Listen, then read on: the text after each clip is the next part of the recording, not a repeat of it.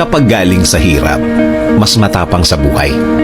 Kung mapapansin mo ang mga taong matitibay sa buhay, sila yung mga taong galing sa matinding hirap sa buhay.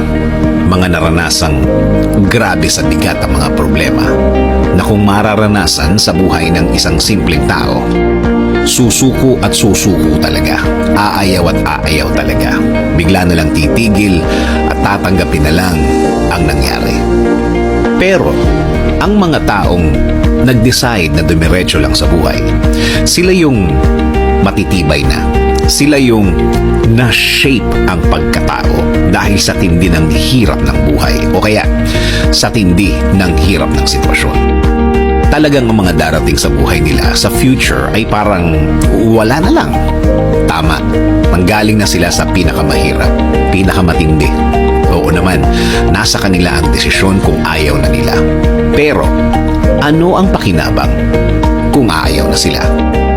Sa bandang huli, sila ang talo. Sabi nga nila, bahala na si Lord. Malalakas ang faith ng mga taong ito. Pinanggalingan na nila yan. Kaya alam na nila na hindi naman talaga magtatagal ang sitwasyon nila. Sa mga nagdaan, napatunayan na nila na gagaan ang lahat. Lalo na kung sukuan time. Isinusuko nila lahat sa Diyos. Pwede naman talaga yun. Dahil kung sila lang yan, wala. Hindi nila kakayanin. Hindi nila matitiis ang lahat.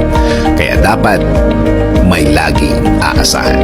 Kailangan may laging kakapitan. Kung malalaman mo ang buong kwento nila, hindi lang iisa ang kwento nila. Marami na.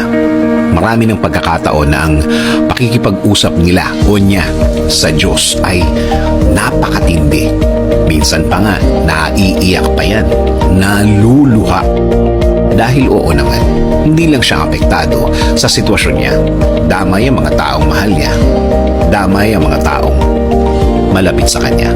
Kaya kung magdasal siya, isinasama na niya lahat para panglahatan ang blessings na gusto niyang dumating. Kung titingnan mo ang buhay niya, maayos to. Kasi may guidance galing sa taas.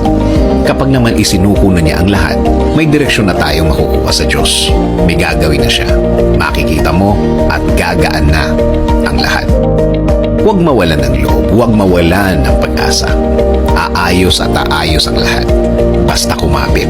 Basta maniwala. Sa mga taong naging cause ng malaking problema mo, akala mo lang yun. Sila ang naging cause. Sa totoo lang, nire-ready ka lang ni Lord sa mas magandang plano niya sa buhay mo. Kailangan mo maranasan ang mga yan para mas umangat ka bilang tao. Bilang anak niya.